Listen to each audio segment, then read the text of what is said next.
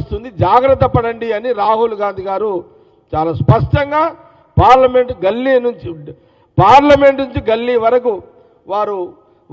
వారు ప్రజలను వారు జాగ్రత్త పడండి అని చెప్తున్నారు. ఈ విషయాన్ని గమనించాలన్నదే ఈ యొక్క ప్రెస్ మీట్ యొక్క ముఖ్య ఉద్దేశం.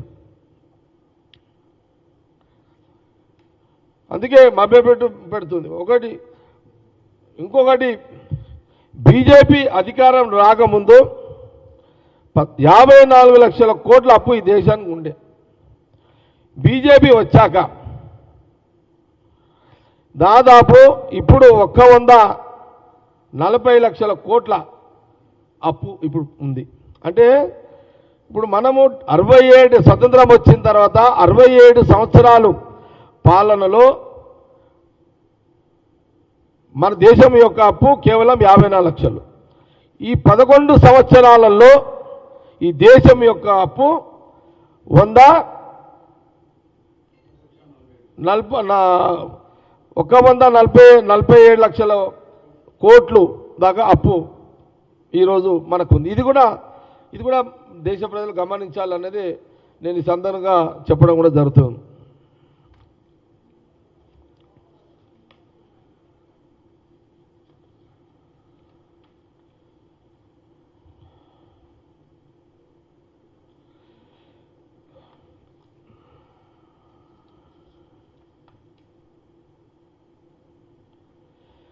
దీనికి అంటే ఏ రోజు కూడా రాహుల్ గాంధీ గారి యొక్క కుటుంబము ఓట్ల కోసమో అధికారం కోసమో ఎప్పుడు కూడా వాళ్ళు జీవిస్తలేరు. వాళ్ళు ఆనాటి నుంచి ఈనాటి వరకు కూడా రాహుల్ గాంధీ గారు ఆ కుటుంబము దేశ ప్రజలు బాగుండాలి, అందరూ మంచిగా ఉండాలి అనే ఒక ఆలోచనలోనే రాహుల్ గాంధీ గారి యొక్క తాపత్రయం అంతా కూడా. మనం చాలా సందర్భాల్లో మీడియా ముందు కాదు, అందరికి తెలిసిన విషయం అయినా పదే చెప్పాల్సిన అవసరం ఉన్నది. మరి అనేక సందర్భాల్లో వాళ్ళ కుటుంబంలో ఆస్తుల త్యాగమే కాదు, ప్రాణ త్యాగాలు కూడా చేసిన చరిత్ర ఉన్నది. ఇందిరాగాంధీ గారు, రాజీవ్ గాంధీ గారు. ఇది ఎవరు కూడా కాదనికే లేదు. ఇవన్నీ మన ముందున్న నిజాలు. ఇవన్నీ కూడా రాహుల్ గాంధీ గారు ప్రధానమంత్రి కావాలనుకుంటే 10 ఏళ్ల కిందనే ప్రధానమంత్రి అయ్యేవాడు. కానీ ఆ రోజు మన్మోహన్ సింగ్ గారిని పెట్టి ఒక మంచి పరిపాలన అందించారు. ఈ ఉపాధి హామీ చూడండి. ఈ ఉపాధి హామీ వల్ల గ్రామంలో ప్రతి గ్రామంలో ప్రతి పేదవాడు ప్రతి కుటుంబంలో 5 మంది ఉంటే కూడా ఆ గ్రామాన్ని అభివృద్ధి చేసుకుంటూ వాళ్ళు జీవించడానికి ఒక ఉపాధి హామీ పథకాన్ని మరి ఆ రోజు సోనియా గాంధీ గారి యొక్క నాయకత్వంలో రాహుల్ గాంధీ గారు మరి మన్మోహన్ సింగ్ గారు ప్రధానమంత్రిగా మరి కొన్ని సంవత్సరాలు ఈ ఉపాధి హామీ వల్ల దేశ ప్రజల ఆర్థిక వ్యవస్థ అందుబాటులో తీసుకురావడం జరిగింది.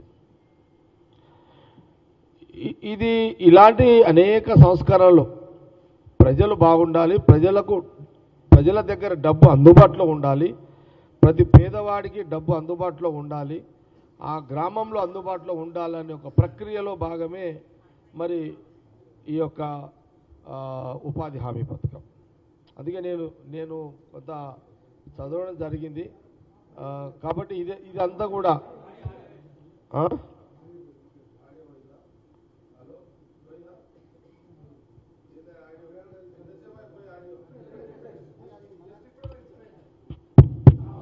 వచ్చింది. ఓకే, వస్తుందా? అయితే మనము పదే నేను చాలా సందర్భాల్లో అందరూ అంటారు, అరే మీకు కూడా అనిపిస్తుంది, జగన్మోహన్ వస్తే రాహుల్ గాంధీ అంటాడు, ఇందిరాగాంధీ అంటాడు, నెహ్రూ అంటాడు, మోతీలాల్ నెహ్రూ అంటాడు, రాజీవ్ గాంధీ అంటాడు, సోనియా గాంధీ అంటాడు. ఈరోజు ఈ గాంధీ భవన్లో మీడియా వాళ్ళు కానీ, ఈరోజు కెమెరామెన్లు కానీ, ఈరోజు మీరు ఫోన్లలో మీరు కొడుతున్నారు నేను మాట్లాడుతుంటే. ఇవన్నీ కూడా ఇంత టెక్నాలజీ తీసుకొచ్చింది ఎవరు? రాజీవ్ గాంధీ గారు. మీరు రాజీవ్ గాంధీని యాడ్ చేస్తున్నారా? మీరు చేస్తలేరు. మీరు ఎవరిని యాడ్ చేస్తున్నారు? అంతా మోడీ. ఏం చేసిండు మోడీ? ఇప్పుడు ఒకటి చెప్పండి, మీరే చెప్పండి, జర్నలిస్టులే చెప్పండి, అడుగుతున్నా. ఏం చేసిండు చెప్పు, మోడీది ఒక్కటి చెప్పండి. ఏమంటే యుద్ధం చేసి ఎందుకు ఆ యుద్ధం ఎవడు చేయమన్నాడు ఆ యుద్ధం ఈవెన్ కోసమే ఆ యుద్ధం చేసినావు మీరు యుద్ధం అనగానే బ్రేకింగ్లు వేస్తారు మీరు పేదవాడు బతకడానికి సోనియా గాంధీ రాహుల్ గాంధీ గారు వారి నాయకత్వంలో మన్మోహన్ సింగ్ గారు గ్రామాల్లో ఆర్థిక వ్యవస్థను మెరుగుపరిచే దాంట్లో వాళ్ళు చేస్తే అది జ్ఞాపకం చేయరు ఊళ్ళలో బ్యాంకులు తెచ్చిన ఇందిరాగాంధీ గారిని జ్ఞాపకం చేసి మర్చిపోతున్నారు 18 ఏళ్ళకే ఓటు హక్కు ఇచ్చినటువంటి రాజీవ్ గాంధీ గారిని మర్చిపోతున్నారు మీరు టెక్నాలజీ తెచ్చింది అది మర్చిపోతున్నారు ఆ ఫోన్లే వాడుతున్నారు అన్ని వాడుతున్నారు మళ్ళీ ఆయన మర్చిపోతున్నారు ఐఐటి ఇన్స్టిట్యూషన్ తెచ్చింది వాళ్ళే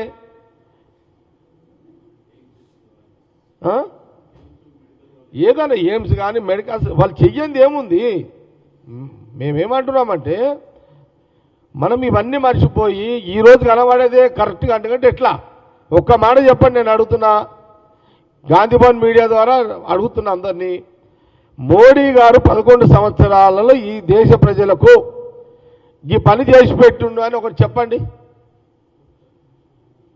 ఒకటేమో ఓటు చోరీ ఇంకోటేమో రాజ్యాంగాన్ని ఎట్లా ఎత్తివేయాలి ఇదే కదా వాళ్ళు చేసేది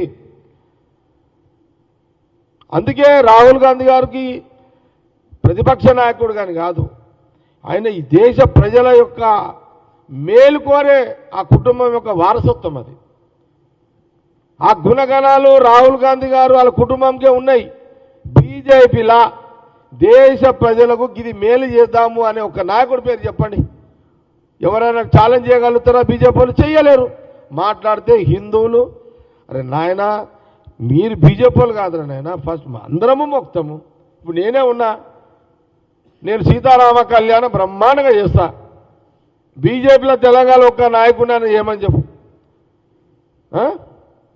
సంగారెడ్డిలో సీతారామ రామ్నగర్ రామ్ మందిర్లో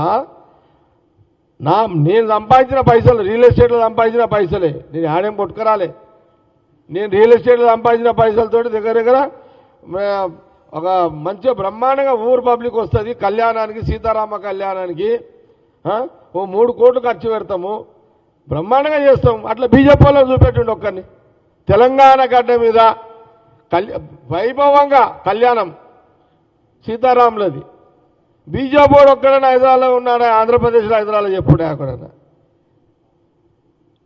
నేను ఎప్పుడన్నా సీతారామ కళ్యాణం చేస్తాను ఓట్లు అడిగి నానా ఎప్పుడన్నా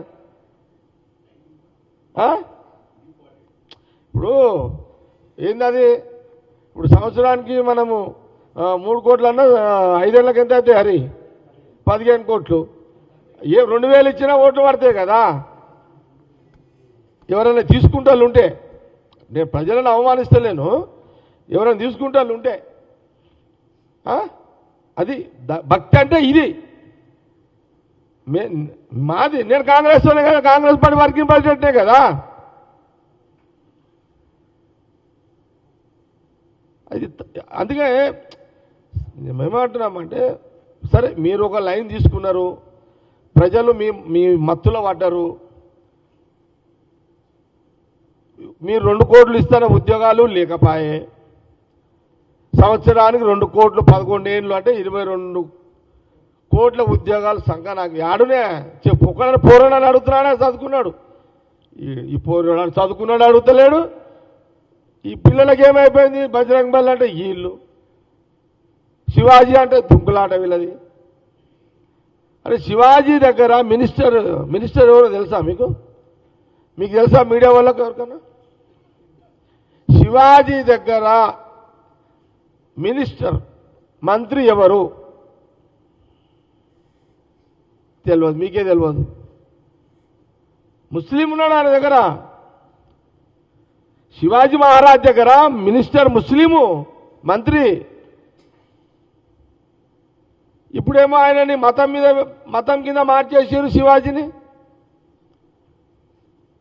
అరే శివాజీకి లేని మతము మీకెందుకయ్యా అంటే ఏం చేద్దాము చదువుకుంటలేరు చరిత్ర తెలుసుకుంటలేరు ఏమన్నా అంటే జవహర్లాల్ నెహ్రూ ఏం చేసిండు ఇందిరాగాంధీ వీళ్ళు మళ్ళీ బీజేపీ వాళ్ళు అరే నాయన వాళ్ళు పట్టినా పడేరా నాయన నువ్వు చదువుకున్నది బీజేపీ వాళ్ళు ఆనాడి జవహర్లాల్ నెహ్రూ తీసుకుంటే మొన్నటిదాకా రాహుల్ గాంధీ నాయనమ్మ ఇందిరాగాంధీ గారు మొన్నటిదాకా ఆలు కట్టిన స్కూళ్ళల్లోనే మీరు చదువుకున్నారు.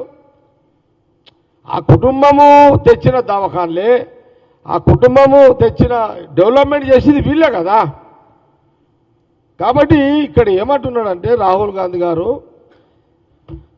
దేశ ప్రజలారా, తెలంగాణ తెలుగు ప్రజలు, ఆంధ్రప్రదేశ్ తెలుగు ప్రజలతో పాటు దేశ ప్రజలు జాగ్రత్త పడండి. మీ ఓట్లు దొంగలించబడుతున్నాయి. రాజ్యాంగాన్ని, అంబేద్కర్ రాజ్యాంగాన్ని ఎత్తివేసి కుట్ర జరుగుతున్నది రాను రాను. కాబట్టి బీజేపీకి నమ్మకండి వచ్చే ఎన్నికల్లో అనేది చాలా స్పష్టంగా కాంగ్రెస్ పార్టీ తెలియజేస్తున్నది. దీనికి మందేంది,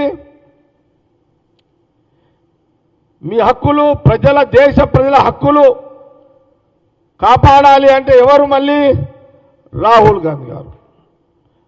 రాహుల్ గాంధీ గారు వచ్చే ఎన్నికల్లో ఈ దేశానికి ప్రధానమంత్రిని చేసుకోవాలి. దేశ ప్రజలు తెలంగాణలో, సపోజ్ తెలంగాణలో 16-17 ఇప్పుడు 17 ఎంపీ సీట్లపా. ఓ 17 సీట్లలో అపోజిషన్ వాళ్ళకు ఒక 2-3